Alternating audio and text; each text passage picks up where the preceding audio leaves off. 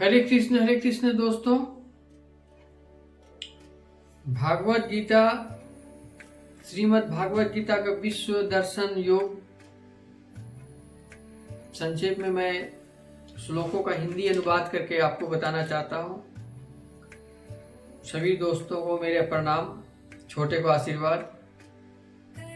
राधे राधे, हरे कृष्ण। अर्जुन बोले, परमेश्वर आप अपने को जैसा कहते हैं यह ठीक ऐसा ही है, परंतु पुरुषोत्तम आपके ज्ञान, ऐश्वर्य, शक्ति, बल, वीर, तेज से युक्त ऐश्वर्य रूप को मैं प्रत्यक्ष देखना चाहता हूं। भगवान मतलब श्री कृष्ण बोले, पार्थ तू मेरे सैकड़ों हजारों नाना प्रकार के और नाना वर्ण का तथा मुझ में अदिति के 12 पुत्रों को, 8 वसुओं को, 11 रुद्रों को, दोनों अश्विनी कुमारों को, 49 मरुदंड गणों को देख तथा मैं भी बहुत ही पहले न देख हुए आश्चर्यमय रूपों को देख। अर्जुन, जब विश्व रूप में दर्शन जब दिए हैं श्री कृष्ण अर्जुन को, तब की वाकया है। अर्जुन, अब मेरे शरीर में एक जगह स्थित चराचर सहित संपूर्ण जगत को देख तथा और भी जो कुछ देखना चाहता है सो देख। अर्जुन बोले, तू इन अपने प्राकृतिक नेत्रों द्वारा देखने में निसंदेह समर्थ नहीं है, इसी से मैं तुझे दिव्य चक्षु देता हूं, उससे तू मेरी ईश्वरीय योग शक्ति को देख। अर्जुन देख नहीं पा रहे थे, तब श्री कृष्ण उनको नेत्र दिए जिससे वो देख पाएंगे। अर्जुन बोले, हे देव, मैं आपके शरीर के संपूर्ण देवों का तथा अनेक भूतों के समुदायों को, कमल के आसन पर विराजित ब्रह्मा को, महादेव को, संपूर्ण ऋषियों को तथा दिव्य सर्पों को देखता हूँ। संपूर्ण विश्व में स्वामिन आपको अनेक पेट, मुख और नेत्रों से युक्त तथा सब ओर से अनंत रूपों में देखता हूँ। अंतर्यामी यह योग्य ही है। आपके नाम, गुण और प्रभाव के कीर्तन से जगत अति हर्षित हो रहा है और अनुराग को भी प्राप्त हो रहा है। आप वायु, जमराज, अग्नि, वरुण, चंद्रमा, प्रजा के स्वामी हैं। ब्रह्मा और ब्रह्मा के को भी पिता हैं। आपके लिए हजारों बार नमस्कार हो। श्री कृष्ण बोले, अर्जुन, मनुष्य लोक में इस प्रकार विश्व रूप वाला मैं न वेद और यज्ञों का अध्ययन से, न दान से, न क्रियाओं से और न उग्र तपों से तेरी आंतरिक दुखों के द्वारा देखा जा सकता हूं। संजय बोले, भगवान ने अर्जुन को प्रति इस प्रकार कहकर वैसे ही अपने चतुर्भुज रूप में दिखलाया और फिर महात्मा श्री कृष्ण ने सौम्य मूर्ति होकर इस भयभीत अर्जुन को धीरज दिया। अर्जुन बोले, जनार्दन, आपके इस अति शांत मनुष्य रूप को देखकर अब मैं स्थित चित्त हो गया हूँ और अपनी स्वाभाविक स्थिति को प्राप्त हो गया हूँ। श्री भगवान बोले, अर्जुन, जो पुरुष केवल मेरे ही लिए संपूर्ण कर्तव्य कर्मों के करने वाला है, मेरे परायण है, मेरा भक्त है, आसक्ति रहित है, संपूर्ण भूत प्राणियों में बैर भाव से रहित है, वह अन्य भक्ति युक्त पुरुष मुझको भी प्राप्त होता है। अर्जुन बोले, अनन्य भक्ति के द्वारा इस संसार में चतुर्भुज रूप वाला मैं प्रत्यक्ष देखने के लिए, तत्व को से जानने के लिए तथा प्रवेश करने के लिए, एक ही भाव से प्राप्त होने के लिए भी शक्य हूँ। इस प्रकार श्रीमद् भागवत गीता विश्व दर्शन का योग यहीं पर समाप्त होता है। सच्ची जिज्ञासा कभी तृप्त नहीं होती, क्योंकि ज्ञान अनंत है। किसी भी क्षेत्र में जितना कुछ है उसका उपलब्ध कर लेने के किसी भी क्षेत्र अनंतर तथा जिज्ञासा प्रबल पड़ती है, तब नवीन सृजन के द्वारा उस क्षेत्र की परिधि ही को विस्तृत बनाने में प्रवृत्त हो जाती है। स्वर्गीय श्री राम अवतार शर्मा द्वारा कथनानुसार यही है डायरी महापुरुषों का। तो विश्व रूप में आप दर्शन पाए भगवान श्री कृष्ण का। जब उन्होंने विश्व दर्शन दिए अर्जुन को, तब उनको पता चला कि ये मित्र मेरा जो है ये परम परमेश्वर ही है। फिर उनका मोह भंग हुआ, युद्ध किए, युद्ध में जीते। तो उस जिस समय उस युद्ध भूमि में जब श्री कृष्ण अर्जुन को जो वाणियां अपने मुख से दिए हैं उसी को गीता कहते हैं। पढ़ें, समझें, फॉलो करें, और सबसे बड़ी बात है मनन करें, चिंतन करें, खुद को बदलें, लोभ क्रोध मोह माया से परे हो जाए।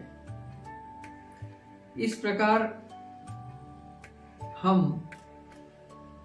सनातन धर्म के धरोहर मथुरा वृंदावन का दर्शन मात्र से समस्त पापों का नाश हो जाता है।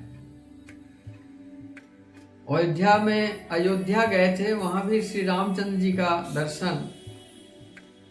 आज भी वो दशरथ का मकान, दशरथ भवन, सरजू नदी, गंगा विराजमान है। कहां हम लोग भटके हुए हैं। इतना पवित्र स्थल में जाकर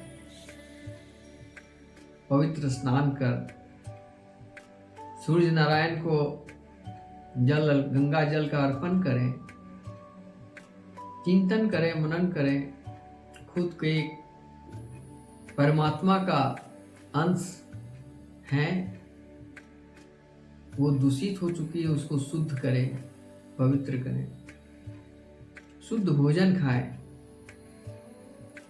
नॉनवेज हमेशा के लिए बंद कर दें। सत्वगुण, रजोगुण और तमोगुण तीनों का भोजन अलग अलग है। जैसा खाओगे अन्न वैसा ही रहेगा मन। अब दोष देने से किसी का कोई फायदा नहीं है। तमोगुण में विचरण करने वाले लोग तामस भोजन करने के लिए बाध्य हैं, वरना उनका मन तृप्त नहीं होगा जब तक वो खाएंगे नहीं। ऐसे व्यक्ति भागवत ज्ञान से बहुत दूर है। दूसरे रजोगुण वाले जो हैं वो कभी परमात्मा की तरफ भी ध्यान देते हैं, कभी तमोगुण में भी जाते हैं। पाप पुण्य का उनका सिलसिला चलते रहता है। जिसका पल्ला भारी हो गया उसी पर उस पर हावी हो गया। पुण्य थोड़ा बढ़ गया तो बहुत कुछ बढ़ गया, पाप बढ़ गया तो नुकसान हो गया। यहीं पर अकाल मृत्यु है, सर्वनाश हो जाना है। बीमार होकर खटिया में तड़प तड़प कर जीना है। बहुत सारा मैंने नरक देखा।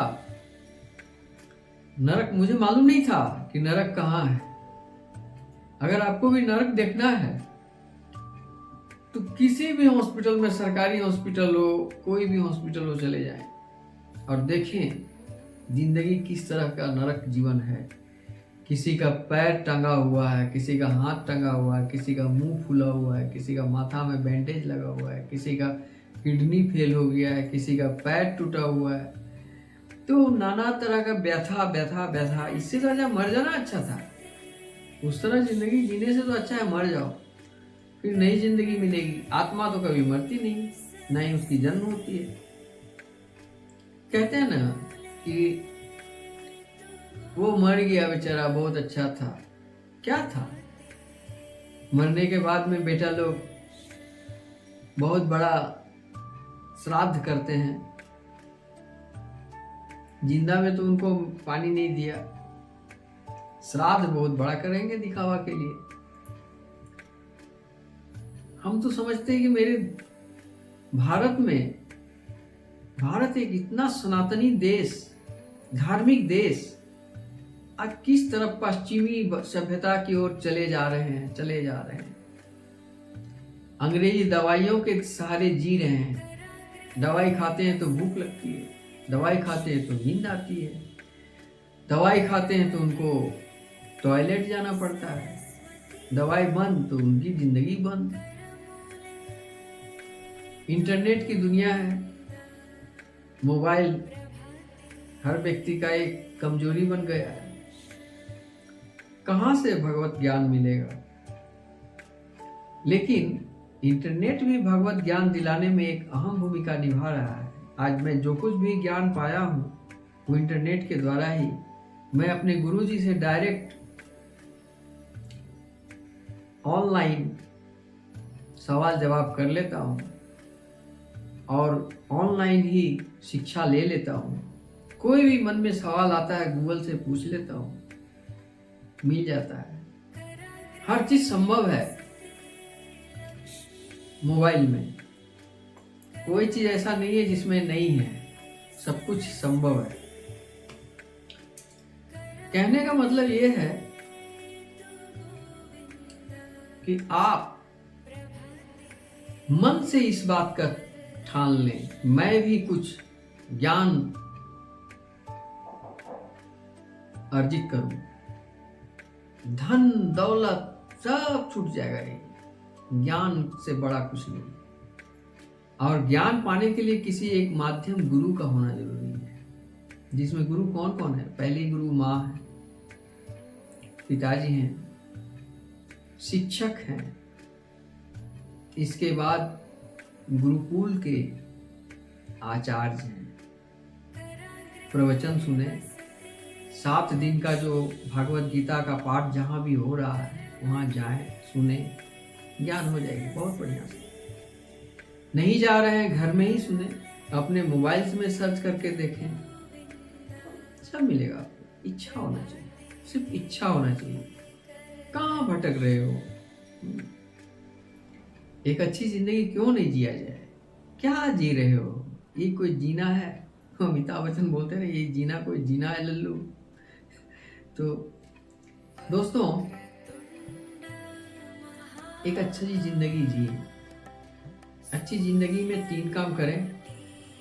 पहला, नारी सम्मान करें, नारी शक्ति को आदर करें। दूसरा, बच्चों से प्यार करें। तीसरा, वृक्ष लगाएं, वृक्ष से प्यार करें। चौथा, गुरु का आदेशों का पालन करें। 5वां, समय पर भोजन करें, सात्विक भोजन करें।